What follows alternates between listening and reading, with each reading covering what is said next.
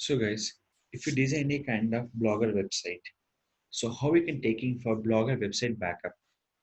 What the purpose of we taking backup? We can upload any new themes. So how we can take the backup for blogger website? The simple syntax, we can go to blogger, select option for settings. In the setting option, you click for other option. In the other, there are two options will be there, import and the backup option.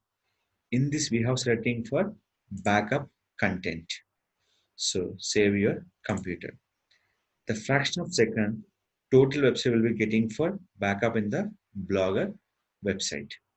So this is a total blogger website will backup. The particular option will be there.